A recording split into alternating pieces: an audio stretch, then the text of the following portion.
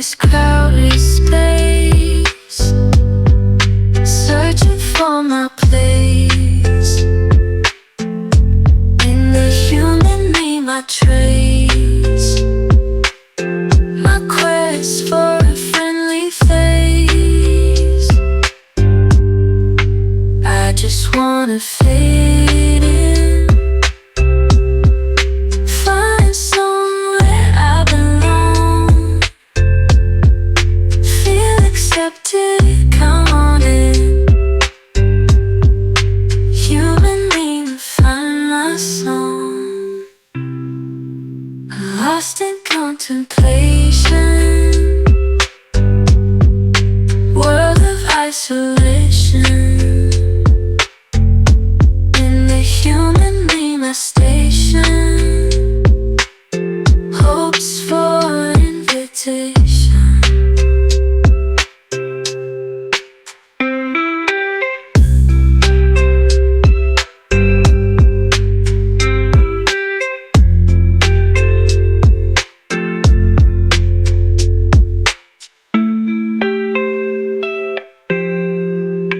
Hopes and contemplation, world of isolation. In the human me, my station, hopes for an invitation. I just wanna fit in, find somewhere I belong, feel accepted, come on in. In the human me, find a song. In this vast humanity, there's gotta be a spot for me. If I keep on being real in the human me, I just wanna fit in, find somewhere I belong, feel accepted, come on in. Fit and belong, come on in. In the human me, I'm dreaming of.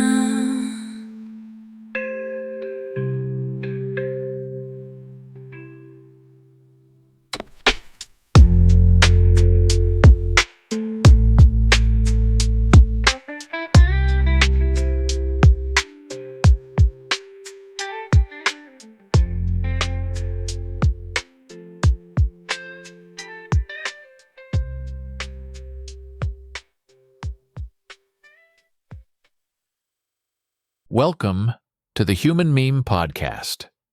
I'm AI David Bowles, and along with our crack bot AI research team, we have investigated this topic for you. Exploring the origins and impact of literary phrases in modern language. From Goody Two-Shoes to Catch-22. Welcome to an odyssey through the corridors of language where words are not merely tools of communication but vessels of history and harbingers of wisdom. We are set to explore the connections between ancient texts and the modern memes they've inspired, revealing how these snippets of language shape our understanding of the world and ourselves. As we unravel the tales behind phrases like Goody Two-Shoes, Catch-22, Big Brother, and tilting at windmills, we sink into the narratives that spawned them and the authors who penned these indelible words. These phrases encapsulate complex ideas and emotions, echoing through time to resonate in our current era, often stripped of their context yet rich with cultural significance. This is not just a recitation of definitions. It is an exploration of how literary brilliance molds our societal norms and individual perceptions. It's about understanding the power of language to encapsulate law, ethos, and philosophy, binding them in a few succinct words that carry the weight of worlds. Prepare to be enchanted by the magic of old texts that speak to new times, challenging us to see beyond the facade of familiarity into the essence of these expressions. This is where history meets modernity, where the past informs the present, and where literature becomes a living dialogue that continues to inspire, challenge, and shape the contours of human thought.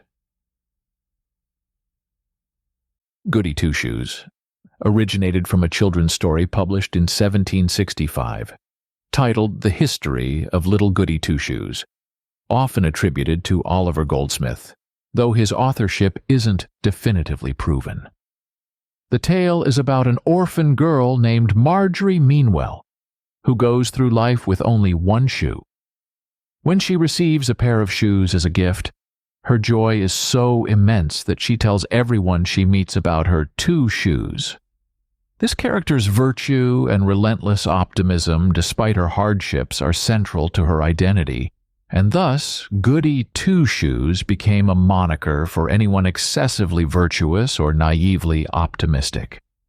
Colloquially, the term has evolved to carry a slightly derogatory tone, often used to describe someone who is perceived as overly righteous or pretentiously moral. It taps into the societal disdain for what is seen as sanctimonious or hypocritical behavior, suggesting a disconnect between one's outward display of virtue and genuine character. This phrase's role in modern society is fascinating as it highlights how language and memes evolve. Goody Two-Shoes is a meme in the classic sense, a unit of cultural transmission. It replicates through repeated use, changing and adapting to new contexts. Each utterance carries not only the direct meaning but also centuries of embedded social observations and judgments. This replication is fueled by the phrase's ability to succinctly encapsulate complex character judgments in just 2 words, making it an effective tool for communication in narratives, whether in literature, dialogue, or media. In today's digital age, where language and memes fuse more seamlessly, Goody Two-Shoes resonates on platforms like social media, where brevity and judgment often intersect. It's used both humorously and critically, showcasing society's ongoing engagement with moral posturing and authenticity. Its usage in memes, posts, and comments underlines the performative aspect of modern identities, where public personas can often be curated to project an image that might not align with one's true self. In dissecting Goody Two-Shoes, we see not just a phrase but a lens through which to examine social dynamics, identity construction, and the power of language as a tool for societal commentary. It's a perfect example of how a simple story from the 18th century can give rise to a phrase that becomes a staple in the complex web of modern communication, illustrating the fluid and ever-evolving nature of language and culture. This phrase teaches us about the persistence of cultural memes and the role they play in shaping and challenging our understanding of each other and ourselves in a continuously adapting society. And now, as a special presentation created only for you, here's our own retelling of the Goody Two-Shoes story. In the rolling green of an England long past, there lived a young girl named Marjorie Meanwell, a figure etched in simplicity and adorned in modesty. She was an orphan, left to navigate the world's harsh realities with little more than her wits and an unwavering sense of virtue. Our tale unfurls in the shadow of her plight and the brightness of her undying hope. Marjorie, our dear Goody Two-Shoes, was known so because of her sad lack. A single shoe was all she owned. Picture her, if you will, traversing the cobbled and muddy paths of her village, one foot bare and muddied, the other shielded by a tattered shoe. In this imbalance she found not shame, but a spirited resolve that defined her very essence.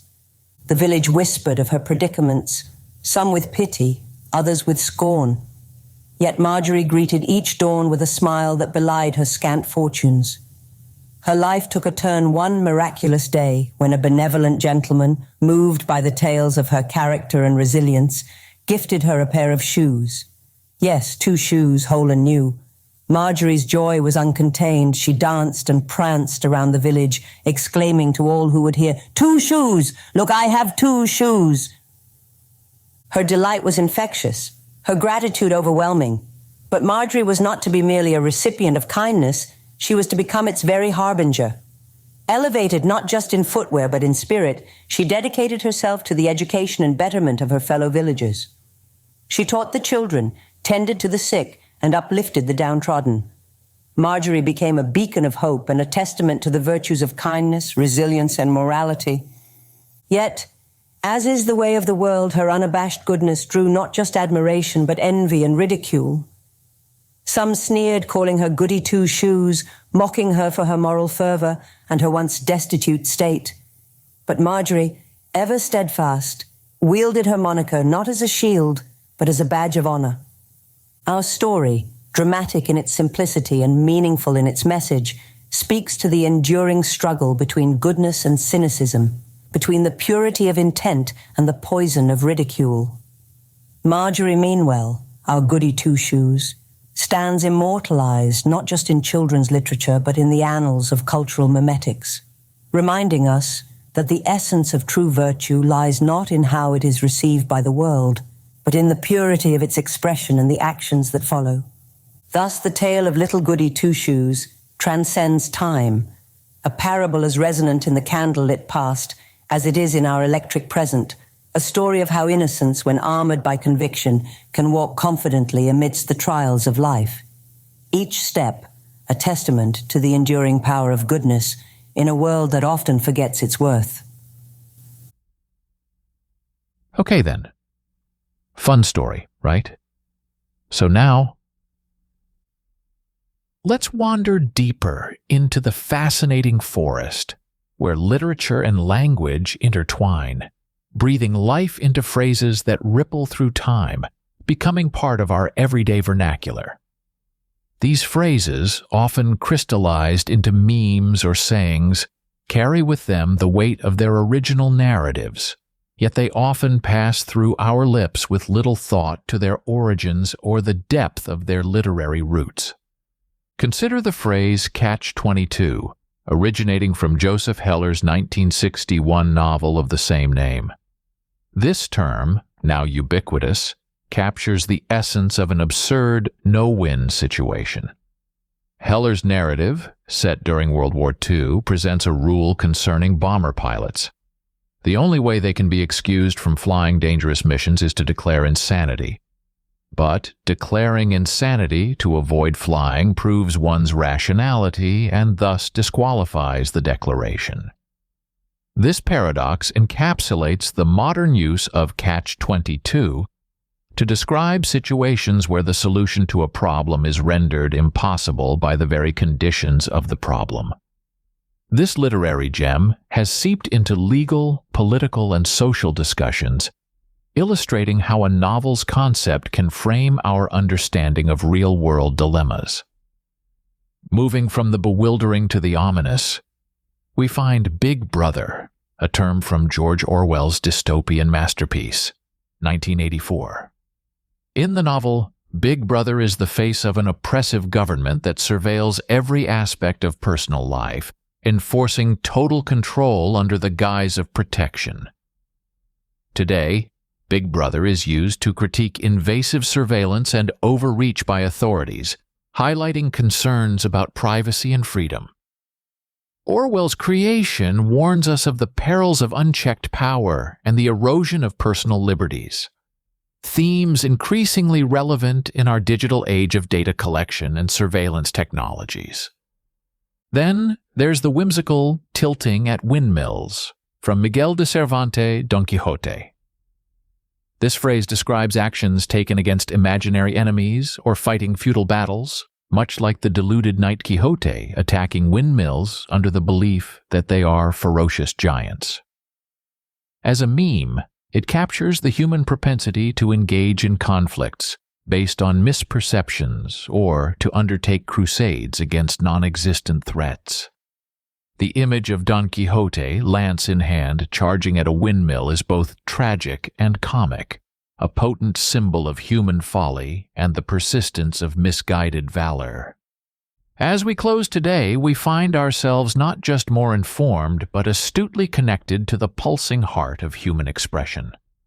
The phrases we've explored, Goody Two-Shoes, Catch-22, Big Brother, and tilting at windmills, are more than relics of their original narratives. They are living, breathing elements of our cultural dialogue that resonate with the challenges and complexities of our contemporary lives. Through these explorations, we've seen how language serves as a bridge between past and present, carrying the essence of human struggles, triumphs, and follies across generations. Each phrase, embedded with history and literature, offers us a lens through which to view our own circumstances, reminding us that the human experience is both diverse and universal, unique yet shared. This dialogue between the old and the new, the literary and the colloquial, enriches our understanding and appreciation of language. It underscores the power of words to not only convey meaning, but to shape our perceptions and actions. In embracing these fragments of literary heritage, we also recognize the role of storytelling in constructing our social fabric. These stories and phrases encourage us to reflect, challenge our preconceptions, and inspire us to engage more deeply with the world around us. They compel us to question, to empathize, and to respond to our own challenges with a blend of wisdom borrowed from the past and insight drawn from the present. Thank you for joining us today. For the Human Meme Podcast, I'm AI David Bowles, wishing you a pleasant evening and a good tomorrow. Be a human meme.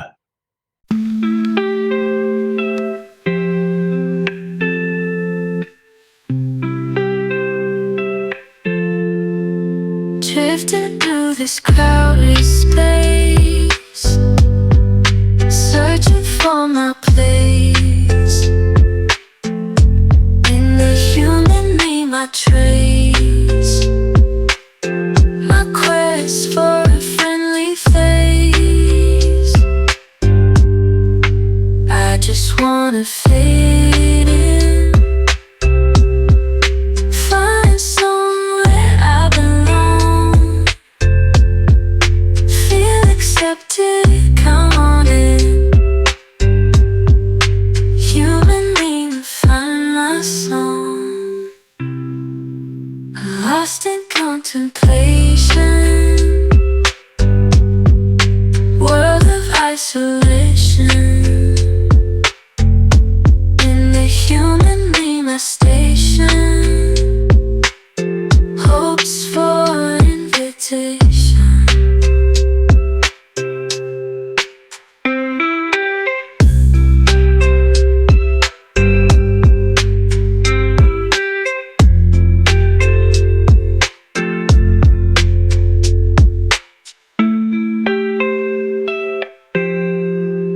Hopes and contemplation,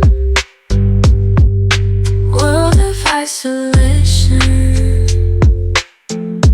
In the human meme I station, hopes for an invitation. I just wanna fit in.